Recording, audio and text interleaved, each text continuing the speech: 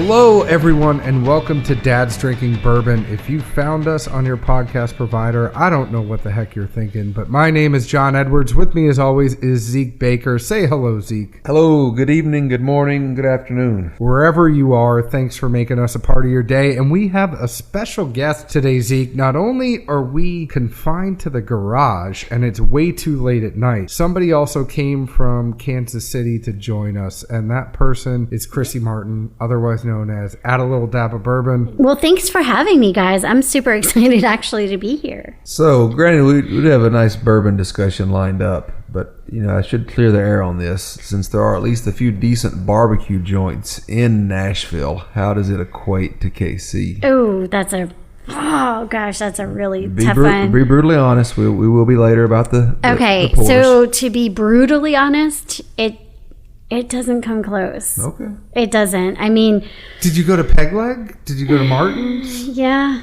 I'm sorry. I mean, Kansas City just completely trumps it on that. I'm sorry. Sorry. Hey, we appreciate honesty. That's all I was going for. When you come to Kansas City, I will take you to Q39 and you will understand every aspect of why it will trump it. I mean, that just gives me one more reason to have a road trip. Exactly. All I know is that the bourbon is better here, and I'm fine with that. Well, the bourbon from Kentucky is better in Tennessee, maybe. Yes. Or the bourbon from Indiana that the Tennessee distilleries are putting out. Exactly. Who knows where we're going with that? We should probably end this conversation. Well, there's a few different ones that are doing it, so you never know. No. I just really want some barbecue right now. Sorry, John. Yeah. I'm sorry. Here I am talking about a bourbon on a bourbon show. And I would have brought you some. Sorry. It's okay. Next time. I need a reason to travel. Okay. But Chrissy, tell the folks, not only, the cool thing about you is not only do you drink bourbon, you are a whiskey sommelier, which we have to talk about that in a second because Zeke is still figuring out what this is, but you also do a food blog, don't you? I started out my whole thing when I initially got into bourbon was cooking with bourbon. Growing up, I grew up in an Italian family, so food is love, and you feed everybody. You just make sure they're well fed. My gram taught me everything I know about cooking, and there was always adding a little dab in there. Some way, somehow. She would always find a way to incorporate some little bourbon here and there. Well, if you can't tell by looking at me, my Italian side of the family understands what that's all about. I think you could solve something that Zeke and I have had a pretty heated discussion about before. Zeke seems to think that using barrel proof while cooking makes a difference. I think you should use 80 proof Evan Williams Green Label, because why spend the money and put good bourbon in when you're cooking? You could solve that discussion for us. It's kind of like if you were to drink a good bottle of wine and you cook with your wine. You cook with what you drink with. I will use anywhere from an 80 proof all the way up to a Stag or a Booker's at your, almost 130 proof. So it imparts so much more flavor than people give it credit for. I have to go with Zeke on this. All right. Thank you very much, Chrissy, for joining. We hope you have a nice night and enjoy your drive back to Kansas City. Oh, man. Only Sorry. the 32nd time I've been right this month. I'm not liking this, Zeke, being right all the time. When you're cooking, it actually the alcohol itself will dissipate, and the flavor that's left behind is really beautiful. So if you have bourbon that has, and again, your bourbon has all the notes of vanilla, caramel, and oak, but there's other notes that you find within some of those higher proofs or even the lower proofs that when you really pair it with the perfect spice, it really will accentuate that meal. Interesting. All I simply had was higher proof, more alcohol, more sugar alcohol, etc. Probably a better char. A char is the initial thing you want on the meat because that blocks in all your seasoning. And that was where my train of thought was. You were on a good path on that, though. And I just figured it all got burned away anyway, so why waste the money? All I want was that bourbon flavor on there. The flavor is what's left behind. So you should just have a well-done hamburger with a nice sip of bourbon, John. You'll be just as good. Way to go, buds. See, this is why Zeke and I seek out people that are smarter than us, because we're not very smart on our own. I mean, sorry, I'm not very smart on my own. Zeke is a doctor, so let's just get that clear. No, I have a doctorate. Chrissy also does something. Not only does she have a food blog, how can everybody find her food blog, first of all? Make sure to head over to alittledabofbourbon.com. Go over to Instagram and alittledabofbourbon, and you can get the direct link to my website. You also do a thing called The Drinking Darlings, which is a podcast. So tell us a little bit about that, because we know, we've done some podcasts with some of those people, and they're a little suspect. So I don't know how you hang out with them all the time. Tell us a little bit about what you all do on your show, because you're on our show right now. I know. So the Drinking Darlings came about.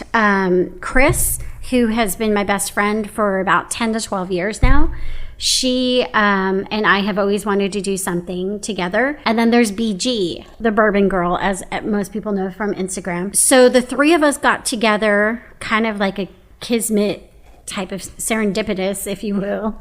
And so what we decided to do is BG, who's new on her bourbon journey, wanted to learn and understand more. Chris, who is living in the heart of bourbon country, which is Louisville, Kentucky. She gives her perspective from Kentucky. She's kind of like on the front lines for us. And then there's myself, who has the food blog and also is going to school. And right now at the Whiskey Marketing School in Austin, Texas, I just officially became a level 3 Whiskey Sommelier. Congratulations. Thank you. Why is it in Austin, Texas? Why is it not in Kentucky somewhere? It's a great question. But that's where they started it. It's part of the Wizard Academy down in Austin. So it is just a culmination of, more than just learning about bourbon. It's the understanding of how to get out and market yourself, right? How are you going to get out and do tastings? How are you going to brand yourself? But also, more importantly, how do you get to speak in front of people? Well, and the funny thing on that, and I know Zeke probably has a bunch of questions because he's very curious about what it takes to be a whiskey sommelier. He's brought it up a few times over the past few weeks, but I know I only have the Bourbon Steward certification from the online course. I don't have the one where you actually go and sit down at Moonshine University. Yes, I know competing places, and I'm not trying to completely different, but it's very centered around building a flight. At least the online version of it. The same thing I think that you're saying from the Whiskey Marketing School is a lot of it is, I feel like there's all these multiple choice questions like, what proof can you put bourbon in at? Okay, 125 proof. People get that stuff. But the actual, how do you build a flight that tells a story? That are you going to put it together by things that are proof together? Are you going to put it together by region? Are you going to put a cask strength with a low proof with a medium proof? What is actually going to build up your flight? Right. Is that kind of what you learned down there? That's part of it, as well as the other aspect of it. It's not just bourbon centric. I am probably, out of everybody in the school, the most bourbon forward. I am team bourbon all the way. We have a battle, team bourbon versus team scotch. I learn everything, and when you go, it's 2-day schooling. We go through probably, I'd say, like 32 to 34 tastings, and we learn to nose, taste, and understand the difference between a bourbon, a rye, a scotch, an Irish whiskey, Japanese whiskeys. So we really dive into the flavor profiles, the notes. How do we get someone to take that journey with us and be able to differentiate that for themselves? Do you have to get into like Highland, Lowland, Speyside, Isla, or? Yeah, unfortunately, it's not my strong suit because of the fact that I really enjoy the bourbon aspect of it more. The story behind your scotches, it's so in depth, and it's a beautiful history and story. It's just, for me, I also kind of go more to the bourbon side. So to, I guess, denote whether you're team bourbon or team scotch, I'm just going to throw it out there that Team Scotch has a pinky finger up while they're tasting theirs, whereas Team Bourbon has a free hand that has a middle finger up while they're tasting theirs. That's just my perspective, but that's where I would see this going real fast. But do you know, I don't think I told you this. I almost named, so my daughter, she was born the day after St. Patrick's Day. If she was born on St. Patrick's Day, I had my wife convinced we were going to name her Isla. We ended up going with Sophia. We were 8 hours too late. She was born at 8:15 the day after St. Patrick's Day, and I tried to bribe the doctors to say, can you just have her born on St. Patrick's Day, and it didn't work. It's too far off. We did what we could. Well, you are much more knowledgeable than us, and that's one of the reasons why we have you around. I mean, you impart that on your show, so it's time for you to impart that on our show a little bit. There's two things we're doing. The first thing, Zeke, there were people from the Limestone Branch Distillery that were nice enough to send us some of the 2017 limited edition Yellowstone, so we are just going to give a straight review of that. And then the other thing we are going to do today is that I was driving through Kentucky. I found some of the Jim Beam Distillers Cut, which is a limited edition. Around the holidays, it is a nice $20 to $30 bottle, depending on where you live. We are going to go ahead and put that up against some bigger ones like Booker's and a Knob Creek store pick to see, is this something that is worth, it's Christmas time, it's the holiday season, it might be Hanukkah time for you, you're buying presents for other people. It's time to think about where can you actually get a good bourbon for a budget. So we're going to put that up against some bigger ones and see if we see a difference on that. What do you think? Yeah. Sounds like a winner. Yep. Again, thanks to the folks at Limestone for sending us this very generous sample of the limited edition small batch Yellowstone for this year. Looking forward to tasting it. I have not myself had any of their limited editions in the past. I have had their regular issue and enjoyed that for where it was. Yeah, you and I, before we started doing this, we've had some of the regular Yellowstone together. It's always been kind of good. We like the fact it's resurrecting a brand, which is something that's very popular that's going on right now. So Limestone Branch was around previously. It's kind of coming back, that Yellowstone brand. Couple fun facts on this before we start getting into it. There are 7,000 to 8,000 bottles of this at $99.99 a bottle. It's a limited edition. It's 101 proof. It's finished in wine casks. It's a blend, so it's got a 7 and 12 year Kentucky straight bourbon, which is sourced, it's hand selected, and then they are finally putting in, Limestone Branch is finally putting in their own distillate in this, so it has some of their 4-year Kentucky straight bourbon. They put it in double seasoned barrels. Some of these are charred oak wine barrels as well, so there's a lot of different flavors that are going in this one at the same time, which make it all interesting. Now, for those of you that expect us to do blind tastings, this one, because they were nice enough to send it to us, we are just going to do a review on this one straight up. We did save some, though, so that we can do some blind tastings with it in the future. We did not drink it all on the first time, so just know that we're going to plan something with it going forward, right, Zeke? Yeah, we have some coming, and sorry, my friends are lazy. Georgia football is pretty big right now, and I can't get them to pour me any samples on a weekend. It's going to be a fun rematch. I can't believe Kentucky lost to Louisville as bad as they did yesterday. That's all I got to say. Tennessee de-hired the person they hadn't officially hired. You mean Shiano? Oh, yeah. Mm-hmm. Yeah.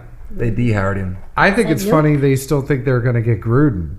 So I just want to forget our program next year. anyways, let's talk about this Limestone here for a second, because this is a unique situation in which the three of us all know what we were drinking. We can kind of just give it a straight review. So, Chrissy, ladies first, guests first. Tell us what you thought about this one. Chrissy is a avid note taker on her phone, which is different for the dads that use a paper in bed, and we're a little old school. Sorry. No, we like this. Technology advancement. Yeah, it was really interesting. It was on the nose. It was so light. You had like this sweet. I got like fig, followed by some floral with some herbal components to it. Like on the taste, I got some honeysuckle, some fig, rose tones, like, floral. And then for me, the finish on that, there was like a bitter chocolate, like kind of almost like a baker's chocolate on the backside. So it was interesting. It was very unique, but it was short. I still got like a full mouth feel on this. So Zeke, what about you? What did you get from this? Very interesting notes. I think mine somewhat follow that with probably a much more basic equation. I will say before I forget that I like the honeysuckle. I definitely can see that in the back of my mind now. Not something I would have placed beforehand, but being a little kid and tearing off those stems, that flavor's there. Like that's funny to think about. I definitely appreciate that note. All right, so a rundown. Nose, I also thought it was nice. Some sweet corn fired up initially, spice balanced in behind, and if anything, I would just say it was reminiscent of ripe fruit. Palate, honestly, I thought matched pretty well. I put down just very similar. It was a sweet start into a big rye splash. I thought there was decent caramelization behind that into some tobacco. Slight oil, nothing heavy, but it worked up a tad. And the rye spice was really just on the front. It dissipated well, just enough to kind of kick you and tell you it's there, but not hang around long enough to be that uncle at Thanksgiving dinner you're tired of.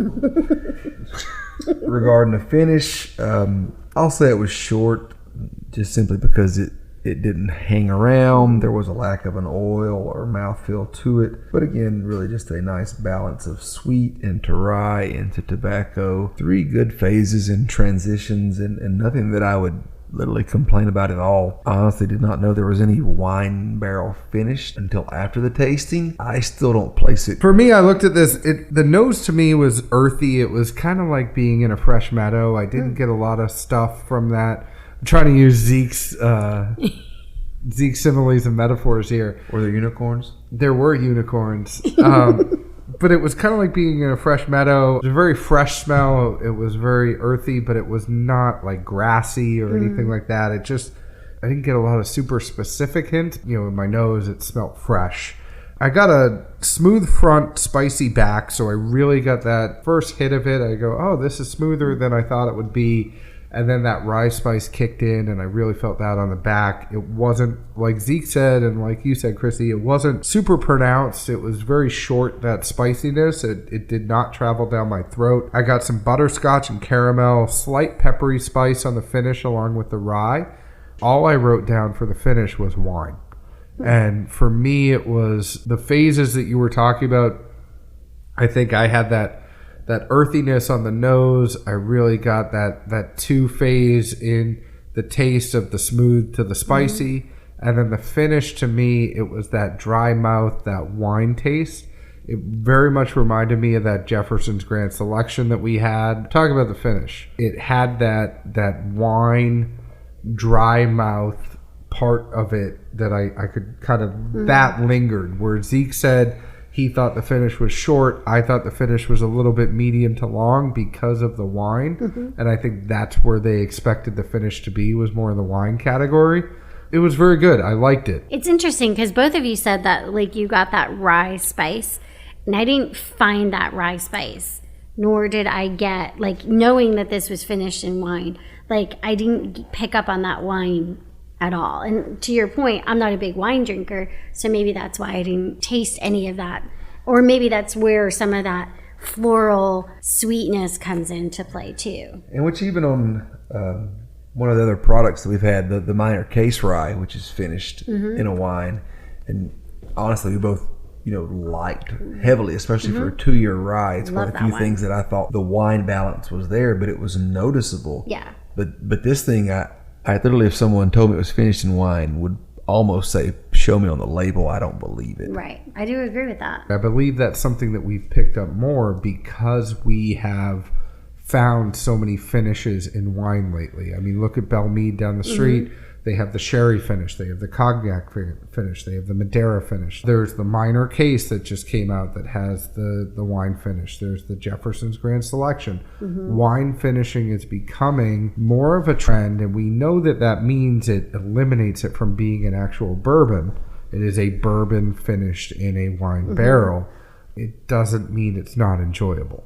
Well, everyone's been on that train, at least in my opinion, since Midwinter Night Dram. And then we've all said that's still the gold standard. That's Christmas in a cup right there. Regardless Really if it's a is. rye or bourbon and what kind of wine you're finishing it in, is it a product someone's going to pay into $100 for and not flinch or be happy about it. And it truly is and has been for years. Mm-hmm. And that's where you see all these other people trying to get in the market space. But I mean, literally, I've had countless that I truly did not enjoy, regardless if it was a rye or a bourbon, and regardless of the type of wine barrel it was finished in.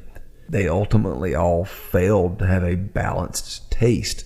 It was the wine always overpowers. And I like this one because it has those phases. The wine really is at the end. I don't really notice the wine before, but I really like the wine at the end kind of being the part of the finish. That's the thing I liked about the Jeffersons, that when we did have it, the wine was more in the finish. You know, I saw similarities. We should also mention that this is about $30 cheaper. So when we're talking about big releases that come out, and we're going to get to that here in a second, that's $30 cheaper.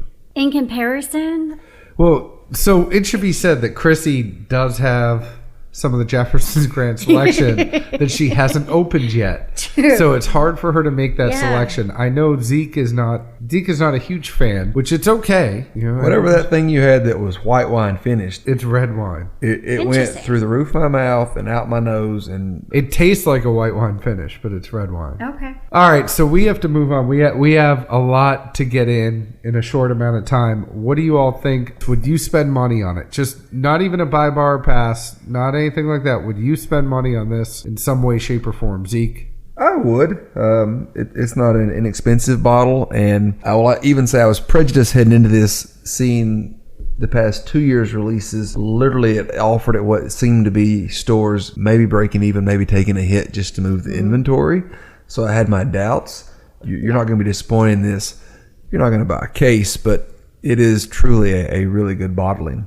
I have to agree with that. Like, that's definitely something that I think, for me, I'm one of those that, like, if I hear that it's good, if I know it's good, I definitely want to make sure that I have it in my collection. Probably wouldn't be like an everyday sipper, but it would be one that I would not be feeling bad about spending that $100 on. So you have FOMO.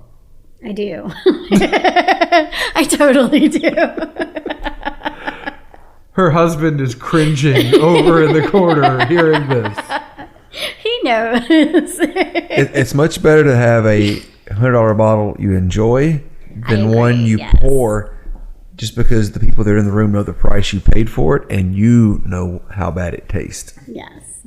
Zeke sounds like he knows that from experience.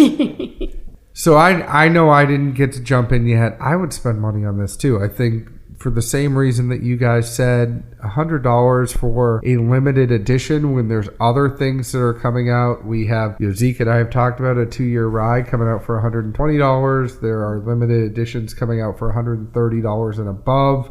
You see some of those big ones come out that are over that 3-digit price point. I got to respect them for keeping it under. I know it's just barely under by a cent. It's the Walmart effect, but I do like the fact that it is under $100. It kind of gives it the fact that it is a limited edition. We know the allocation on it is going to 7,000 to 8,000 bottles is not a huge allocation. It's less than George C. Stagg. It's less than Al Young. It is less than the Four Roses limited edition small batch that came out. And the fact that they're keeping this at $100 and it is a good pour, I really enjoy that. And also the fact that we don't know to what degree, but there is their own distillate intermingled here. That's always a good sign. I appreciate it much more than the farmhouse we had from Whistle Pig earlier this year, where they put in their own distillate, and it's still predominantly Canadian rye. I do like this, the way that Limestone Branch is going more so than the farm stock. Yeah, that was in your month of bad purchases.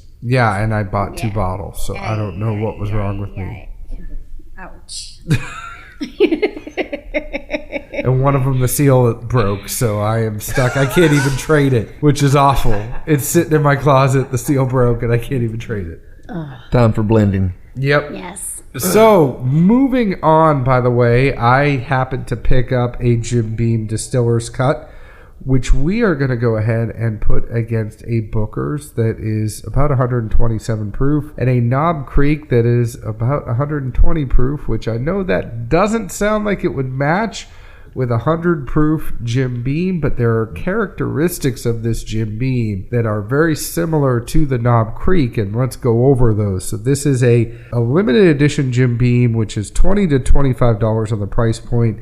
It is non-chill filtered, aged 5 to 6 years. So the interesting thing about this one is that it's 100 proof, but it's non-chill filtered. So when you look at Knob Creek, the barrel pick, and that's going to be a Lincoln Road barrel pick because Zeke only brings out the best for this. And that Booker's, both of those are going to be non-chill filtered. They're going to be uncut. So we are putting those up against this Distiller's cut. The age is probably going to be about half of the Knob Creek. So that Knob Creek is probably going to be a 10 to 12 year. This is a 5 to 6 year bourbon in the Distiller's cut. And we also know that the Booker's there is normally 8. This label says 6 years, 3 months, and 6 days. 636. I guess that's the inverse of the 3-6 Mafia. 636. So we also know the characteristics of this Booker's. This is going to be a 6 year as well. So that's where there are similarities. They're also all Beam Suntory products. So they're going to have similar taste to them. We're all going to taste these right now. The good thing is that Chrissy's husband, Eric, was nice enough to put these together for us. So everybody kind of complains that Zeke's 1 is different than my 1 and my 3 might be different than Zeke's 3. Eric was nice enough to put all these together. So we are actually talking apples to apples tonight, and every single one is going to be the same. So we are going to skip forward through time. You're going to hear a tape fast forwarding, and when we come back, we will have tasted these bourbons. We're eating apples? Yep. Damn. Ready, roll the tape. All right, everybody, we're back on Bourbon Talk. My name is Chrissy Martin, and I'm just talking about all the things from Jersey that make me just love bourbon. Yeah, just be glad he's not doing What was it, Britney Spears dances? Do I really sound... There's no way. Somebody's dances he knows. I can't remember, but it was bad one night. I was wanting for you guys to turn that around because I really wanted to see that. No, No. So we're back. We did tastings. As you can tell from the way we're laughing, we have been tasting bourbon for a while. We just want to send another thank you to Eric for setting these up for us. But good job, babe. We could talk about things 1, 2, and 3 now. Zeke and I don't always get to do that because our ones are not always the same. So Chrissy, you were here first. You're the woman, ladies first. What'd you get for your number 1? You know, number 1, believe it or not, it's very soft for me on the nose, but I get some mint on the nose. This one was all... The nose I didn't even really talk about too much because this was just the signature Beam nuttiness for me. Mm-hmm. And the second I took a sip of it, I was just like, I have a pretty strong opinion on which one I think this is, which sometimes is wrong, sometimes is right. But I got the nuttiness that we always talk about when you think about Beam with this one. I didn't get that until the taste. When I got that, I got that spicy white pepper taste to it. And that's what I was like, okay, I know this one 100%. But then when we went to number 2, I was like, oh, it's one that you It's close. It's close, yes. It's close. Yeah. But Zeke always figures things out with his nose. So I'm interested to what Zeke got on the nose on this one. All right, for number 1, had the nose and a word was sweet. Palate. Trending with the holiday season, lots spice. It did fade away. Decent to strong oil feel. Finish, I put Krispy Kreme donut. And that was it. Did you gather a good guess from this then? Don't tell us yet, but were you able to? I had a good guess going through all 3. I think it was more confirmed after tasting, but again, nose on these, 2 of the 3 were so close. Mm-hmm. I don't know how you could really separate it. You had to get some palate involved. Which I think that is correct. When we talk about this and we always want to, part of the reasons that we put these, we want to learn more too as going through the process. So does proof really matter if it's, plus or minus 20 proof? Is that really going to matter? I think it does because there are 2 of these that are very, very close to each other. And sometimes people think, oh, when you get over 100 proof, it's all kind of gravy. It's all the same thing. But I really can tell, and that 100 proof tastes a little bit thinner to me than the 120, the 127. So let's move on to number 2, because for me, number 2, and Zeke, you'll go first for the third one, but for number 2, still felt that burn, but it wasn't as prominent as the first one. I don't know if you guys got the same thing, but I got similar taste. It was very sweet on the nose for me. It burned, but it wasn't as hot as the first. Correct. I agree with that, but I also get a bitterness. Finishes out, you get like that big kick of bold and spice, but just for me, there's this signature bitter that sits with one in particular for me, always. My one word for this one was quote unquote harshest. Not to mean harsh, but in perspective, harshest. Lots of words tonight, John. It's like in Major League where he's like, easy, Wally, less is more. Palate. Spice seemed to creep up a lot more. The oil feeling did as well, and it just slowly built into a heat. Finish, just strictly beam nuttiness. Zeke, go ahead. Keep that train moving. 3 for the nose. I had more honey. 2 words. Sorry, I branched out. Palate. Honey bean mix. Some rye kick that seemed to increase a little bit longer. As far as a finish though, very little oil feel and literally a honey beam. I don't know what they have to compete in the market of the finishes with the other products, but this could probably be one on the finish side. Might be too harsh for a shot in the front end, but I'd put it in that realm. So Chrissy, we heard what Zeke said. We heard what I had to say. What'd you get on the third? The third for me was the sweetest out of all of them. Not as stringent, not as alcohol forward on the nose, but it's a sweetness, kind of almost like a candy apple. It followed through on the taste and the finish. For me, it was just sweet bread pudding with some raisins. That was just something that just came very forward to me. Not a lot of spice, something that I could see throughout the holiday season. But it was not, I mean, I got a lot of spice on the finish. I did not. It was the smoothest on the front end for me. So it makes Very me smooth, think that one was the lowest proof. I'm not necessarily saying that's a bad thing. I could just kind of tell that it didn't have as much kick as the other ones. I really enjoyed it, though. I liked the spiciness of it. Like Chrissy said, I did like those different spices that came in. I did get a little bit of honey on that too, so I like the complexity. I always like a bigger kick, but it was good. It was the perfect amount of kick, I think, in that one. So, Chrissy, you go first. Give us your 3 guesses and give us your ranking before we say what. Okay. I felt number 1 was Booker's. Number 2 was Knob Creek, and number 3 was the Distiller's Cut. I'm a Booker's girl, so that was probably my favorite, if that's really what it was, if it wasn't. Zeke, what do you get? I was a little inverse. 3 I had as being the Distiller's Cut, although I felt like number 1 was probably the Knob Creek pick, and number 2 was the Booker's.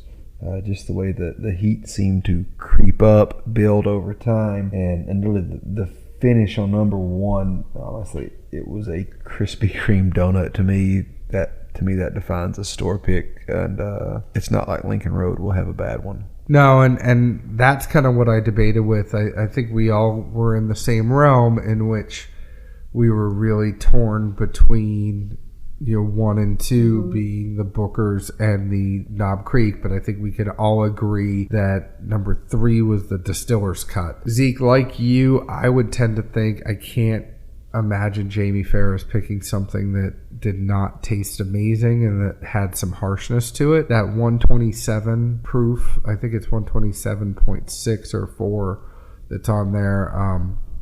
In that Booker's, it is a little bit harsher than what the Knob Creek would be. So because of that, I tend to think that number 1 was the Knob Creek and number 2 was the Booker's. I think that harshness of the number 2 that Zeke, you spoke of, is that Booker's, is that higher proof that's in there. Down at Lincoln Road, they're going to go find something that has that distinctive taste on that. So I would agree with you on that one.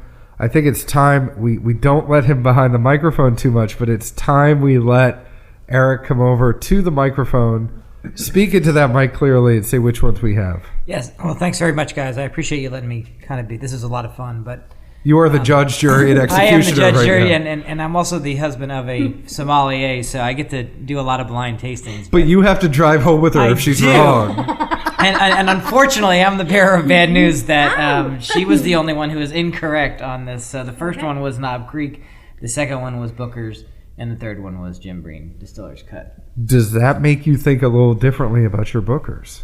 Yeah, because what's interesting is the Knob Creeks that I have had, what is very distinct to me is that bitter aftertaste. And that's why I went with number 2. I was back and forth between them, but I just kept getting that bitter aftertaste that I always would find with a Knob Creek. Interesting, because I debated myself, but on the front end, the nose on what was the Booker's really opened up over time as I kept sniffing later. I was like, did I mess myself up? But what I convinced myself with was the finish.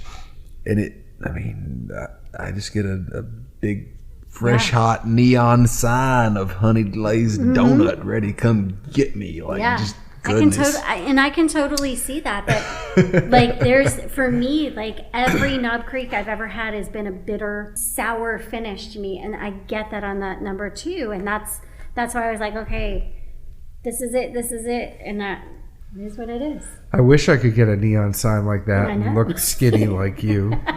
John, we'll get you a neon sign that says fresh hot. I don't know how well it'll fare, but we'll get you one.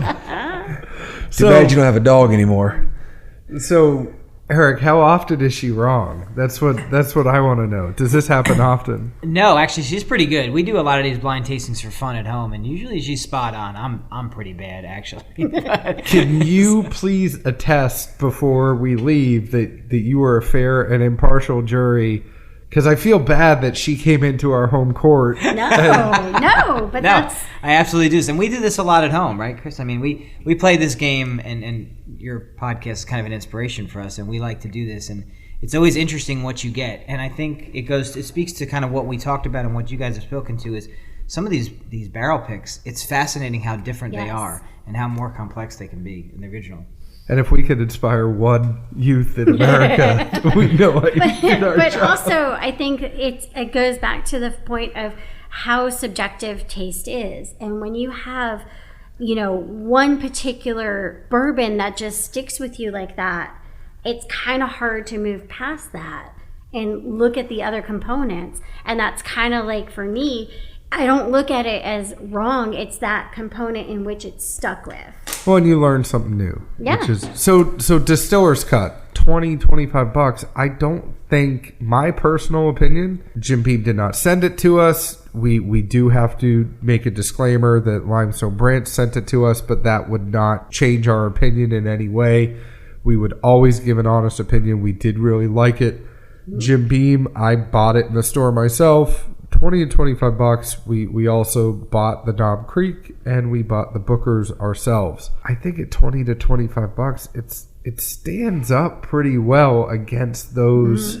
It's not. I think that Knob Creek being the barrel pick and that Booker's was not a barrel pick. We know that there is a disparity there. But for $20 to $25, if you see the Distiller's Cut in a store, I would go pick it up. It's holiday season. Lots of sugar, caramelized pastries, pies, whatever you want to call them. It is dessert season. This will pair really well, and you won't feel bad when you pour it for your relatives that you may or may not like. That is true. and I think that's always something that's hard around this season is you want, what's a gift that you bring to someone's house? This is a limited edition. It's not going to be released all the time. I always say go with a good store pick. You could get a Buffalo Trace store pick. You could get a 1792 full store pick, something that isn't going to break the bank and that's going to be under under $50. This is actually at $25, and I think it's a very solid. You're not going to be ashamed to bring this over because they just can't get it anywhere. I think it's a great pick. And you're not going to be ashamed if the bottle's gone when you go home. Exactly. All right, that's going to do it for us. If you want to learn more, go ahead and find us on Twitter at Bourbon Dads. Find us on Instagram at Dads Drinking Bourbon. Find us on Facebook at Dads Drinking Bourbon. We're going to find other ways. We're also on YouTube. We're on Apple. We're on Stitcher. We're on Google Play. And we have a very great guest, Chrissy Martin, who's here with us. Where can they find you? You can find me over on the Instagrams at A Little Dab of Bourbon.